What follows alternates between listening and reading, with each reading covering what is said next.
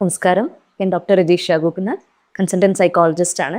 ഇന്ന് ഞാൻ സംസാരിക്കാൻ ഉദ്ദേശിക്കുന്നത് മുതിർന്ന വ്യക്തികളിൽ വരുന്ന ഐഡന്റിറ്റി ക്രൈസിസ്, വ്യക്തിത്വ പ്രതിസന്ധി എന്നൊരു ടോപ്പിക്കിനെ കുറിച്ചാണ്. ലഘുവായി ഇത് പറയുകയാണെങ്കിൽ, താൻ ആരാണ് എന്നൊരു ചോദ്യത്തിന് നമ്മൾ മലയാളികളെല്ലാം വളരെ രസകരമായി പറയുന്ന ഒരു ഉത്തരമുണ്ട്. താൻ ആരാണെന്ന് തനിക്ക് അറിയില്ലെങ്കിൽ താൻ എന്നോട് ചോദിക്കുക താൻ ആരാണ്. ഇത് തന്നെയാണ് ഐഡന്റിറ്റി ക്രൈസിസ്. താൻ ആരാണ് എന്ന ബോധം തനിക്കില്ലാതെ ആവുക. ഇത് സാധാരണയായി കണ്ടുവരുന്ന ജീവിതത്തിൽ ചില മൈൽ സ്റ്റോൺസ് അല്ലെങ്കിൽ ചില ടേണിംഗ് പോയിന്റ്സ് വരുമ്പോഴാണ് വ്യക്തികൾ ഐഡന്റിറ്റി ക്രൈസിസ് വരുന്നതായി കാണുന്നത്. സാധാരണയായി കുട്ടികൾ കൗമാരത്തിലേക്ക് കടക്കുമ്പോൾ, അല്ലെങ്കിൽ വിവാഹത്തിലേക്ക് കടക്കുമ്പോൾ, അല്ലെങ്കിൽ ആദ്യമായി പ്രസവം കഴിയുന്ന അമ്മമാരിൽ ഒക്കെയാണ് ഐഡന്റിറ്റി ക്രൈസിസ് കണ്ടുവരുന്നത്. പിന്നീട് വരുന്ന ഒരു ഘട്ടമാണ് വ്യക്തികൾ എൽഡർലി ആവുമ്പോഴേക്കും ഒരു സെനിലിറ്റിയിലേക്ക് അല്ലെങ്കിൽ ഒരു വാർദ്ധക്യത്തിലേക്ക് കടക്കുമ്പോഴും ഐഡന്റിറ്റി ക്രൈസിസ്, താൻ ആരാണ്, തൻ്റെ റോൾ എന്താണ്, താൻ ഇനി എന്ത് ചെയ്യണം എന്നുള്ള ഒരു കൺഫ്യൂഷൻ, ഒരു അപകർഷതാബോധം, ഒരു അരക്ഷിതത്വം, ഇതെല്ലാം വരുന്നതാണ് ഐഡന്റിറ്റി ക്രൈസിസ് എന്ന് പറയുന്നത്. പ്രധാനമായിട്ടും കുടുംബത്തിൽ നിലനിർത്തി പോന്നിരുന്ന ചില റോളുകൾ, ചില റെസ്പോൺസിബിലിറ്റീസ്, ചില ഉത്തരവാദിത്തങ്ങൾ ഇവരിൽ നിന്നും മാറുന്നു അല്ലെങ്കിൽ മാറ്റപ്പെടുന്നു. ഫോഴ്സിബിളി ആവാം, അല്ലെങ്കിൽ ഇവർ സ്വയം തന്നെ ചില റോളുകളിൽ നിന്നും വിരമിക്കുന്നതാകാം. ഇത് ഐഡന്റിറ്റി ക്രൈസിസ് വരാനുള്ള ഒരു കാരണമാണ്. പിൽക്കാലത്ത് കുടുംബനാഥനോ കുടുംബനാഥയോ ആയിരുന്നവർ അവരുടെ റെസ്പോൺസിബിലിറ്റീസ് കുട്ടികളോ മക്കളോ അല്ലെങ്കിൽ മരുമക്കളോ അല്ലെങ്കിൽ കൊച്ചുമക്കളോ ഏറ്റെടുക്കുമ്പോൾ ഇനി അവരുടെ ശിഷ്ടകാലം, അവരുടെ സമയം എങ്ങനെ ചെലവഴിക്കണം, ഇനി ഞാൻ എന്ത് ചെയ്യണം എന്ന് വരുന്ന ഒരു കൺഫ്യൂഷൻ, ഇത് ഒരു ഐഡന്റിറ്റി ക്രൈസിസ് ആയിട്ട് മാറാറുണ്ട്. പിന്നീട് ഐഡന്റിറ്റി ക്രൈസിസിന്റെ വളരെ പ്രധാന ഒരു കാരണം, പലരും നമ്മുടെ ജീവിതത്തിൽ ജോലി എന്നൊരു സ്ഥലത്താണ് ഏറ്റവും കൂടുതൽ സമയം ചെലവഴിക്കുന്നത്. ഈ ജോലി എന്നൊരു ഇതിൽ ഏർപ്പെടുമ്പോൾ ആൾക്കാർക്ക് ഒരു ചിട്ടയായ ജീവിതം ഉണ്ടാവുന്നു, ലക്ഷ്യബോധം ഉണ്ടാവുന്നു, ഫിനാൻഷ്യൽ ഇൻഡിപെൻഡൻസ് ഉണ്ടാവുന്നു. ഇതെല്ലാം തന്നെ റിട്ടയർമെന്റ്, ഒരു 58-60 വയസ്സ് കഴിയുമ്പോൾ വന്നു ചേരുന്ന അനിവാര്യമായ ഒരു ചേഞ്ചാണ് റിട്ടയർമെന്റ് എന്ന് പറയുന്നത്.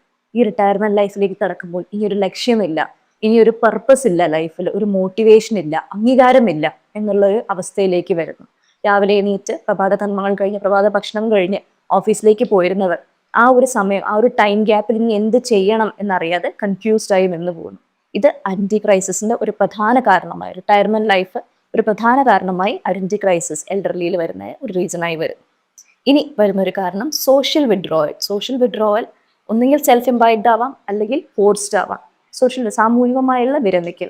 ഒന്നുകിൽ മുതിർന്ന വ്യക്തികൾ അവർ തന്നെ തീരുമാനിക്കാം, ഇനി എൻ്റെ റോളുകളെല്ലാം കഴിഞ്ഞു, ഇനി എനിക്കൊന്നും ചെയ്യാനില്ല, ഇനി സമൂഹത്തിലേക്ക് ഇറങ്ങിച്ചെന്ന് ഒന്നും തന്നെ ചെയ്യാനില്ല എന്ന് സ്വയം തീരുമാനിക്കാം.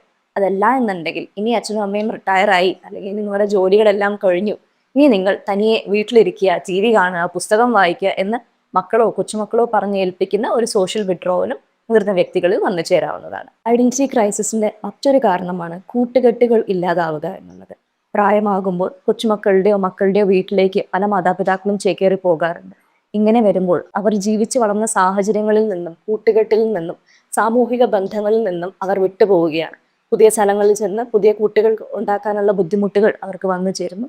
ഇതും ഒരു വ്യക്തിത്വ പ്രതിസന്ധിയിലേക്ക് പോകാനുള്ള ഒരു കാരണമായി വരുന്നുണ്ട്. പിന്നീട് വരുന്ന ഒരു റീസണാണ് ഫിസിക്കലായിട്ടുള്ള പരിമിതികൾ, ശാരീരികമായ പരിമിതികൾ കാരണം സ്വയം കാര്യങ്ങളെല്ലാം ചെയ്തിരുന്ന ഒരു വ്യക്തി പെട്ടെന്ന് മറ്റുള്ളവരിലെ ആശ്രയിക്കേണ്ടി വരുമ്പോൾ വരുന്ന ഒരു കൺഫ്യൂഷൻ, ഒരു അരക്ഷിതത്വം, ഇത് ഐഡന്റിറ്റി ക്രൈസിസിന്റെ ഒരു കാരണമായി വരുന്നുണ്ട്. ഇനി ഇതിന്റെ എഫക്ട്സ് എന്തൊക്കെയാണ്, മുതിർന്ന വ്യക്തികളിൽ കണ്ടുവരുന്ന എഫക്ട്സ് എന്തൊക്കെയാണ്? ഒന്ന്, ഉത്കണ്ഠ, ആങ്സൈറ്റി. സ്ഥലങ്ങളിൽ നിന്ന് വിട്ടുമാറുമ്പോൾ, കൂട്ടുകെട്ടുകൾ ഇല്ലാതാവുമ്പോൾ, അല്ലെങ്കിൽ ജീവിത പങ്കാളി കൂടെ ഇല്ലാതാകുമ്പോഴൊക്കെ വന്നു ചേരാവുന്ന ഒരു ബുദ്ധിമുട്ടാണ് ഉത്കണ്ഠ അല്ലെങ്കിൽ ആങ്സൈറ്റി എന്ന് പറയുന്നത്. അടുത്തതായി വരാവുന്നതാണ് വിഷാദം അല്ലെങ്കിൽ ഡിപ്രഷൻ. ഇനി ഒന്നും ചെയ്യാനില്ല, എനിക്ക് ജീവിതത്തിൽ ഇനി ഒരു ലക്ഷ്യമില്ല, എൻ്റെ കൂട്ടുകെട്ടുകളില്ല, എൻ്റെ പങ്കാളി എൻ്റെ കൂടെ ഇല്ല, ഇങ്ങനെയെല്ലാം വരുമ്പോൾ ഉണ്ടാകുന്ന ഒരു വിഷാദം, ഒരു ഒറ്റപ്പെടൽ, ഇത് കാരണം വരുന്ന ഒരു ഡിപ്രഷനിലേക്കും മുതിർന്ന വ്യക്തികൾ പോയേക്കാവുന്നതാണ്. മറ്റൊരു എഫക്റ്റ് എന്ന് പറയുന്നത് ദേഷ്യം കൂടുക. പലരും പറയുന്ന കേൾക്കുക, അച്ഛനമ്മമാർ ഇപ്പോൾ റിട്ടയർമെന്റ് ആയതിനു ശേഷം അല്ലെങ്കിൽ പ്രായമായതിനു ശേഷം ദേഷ്യം ഭയങ്കര കൂടുതലാണ്, പെട്ടെന്ന് ദേഷ്യം വരുന്നു, ഞങ്ങളോട് ചൂടാവുന്നു. ഇതെല്ലാം അവരുടെ ഒരു ഡിഫൻസ് മെക്കാനിസമാണ്.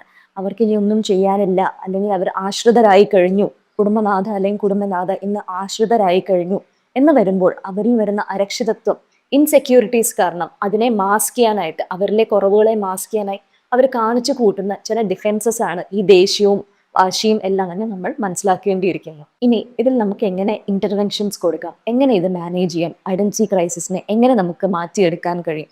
തീർച്ചയായിട്ടും ഏറ്റവും വലിയ പങ്ക് വഹിക്കുന്നത് കുടുംബം തന്നെയാണ്. കുടുംബത്തിൽ ഈ മുതിർന്ന വ്യക്തികളുടെ കൂടെ ഇരിക്കുക, അവരിലെ ചർച്ചകളിൽ ഏർപ്പെടുക, അവരുടെ പഴയ ഓർമ്മകൾ പുതുക്കിയെടുക്കുക, അവരെയും കുടുംബത്തിലെ ഡിസിഷൻസിൽ പങ്കാളികളാക്കുക. ഇത് കുടുംബത്തിന് ചെയ്യാവുന്ന ഒരു കാര്യമാണ്. പിന്നെ ചെയ്യാവുന്ന ഒരു കാര്യം, അവരെ സോഷ്യൽ റോൾസിലേക്ക് കടത്തിവിടുക, അവർക്ക് കൂട്ടുകെട്ടുകൾ ഉണ്ടാക്കി കൊടുക്കുക. ഇന്ന് നമ്മുടെ കേരളം എന്ന് പറയുന്ന വളരെ എൽഡർലി ഫ്രണ്ട്ലി ആയിട്ടുള്ള ഒരു സ്റ്റേറ്റ് ആയിട്ടാണ് കണക്കാക്കപ്പെടുന്നത്. ഇവിടെ സോഷ്യൽ ക്ലബ്ബുകളുണ്ട്, മുതിർന്ന വ്യക്തികൾക്കുള്ള ചില ടൂർ ഗ്രൂപ്പുകൾ വരെ ഉണ്ട്. അതിലേക്ക് താല്പര്യമുള്ള മുതിർന്ന വ്യക്തികളെ അതിലേക്ക് വിടുക, സോഷ്യൽ ഇന്ററാക്ഷൻസ് കൂട്ടിയെടുക്കുക, അവർക്ക് കൂട്ടുകെട്ടുകൾ ഉണ്ടാക്കാനായിട്ടുള്ള സാഹചര്യങ്ങൾ നമ്മൾ ഒരുക്കി കൊടുക്കുക എന്നത് ഒരു കാര്യമാണ്.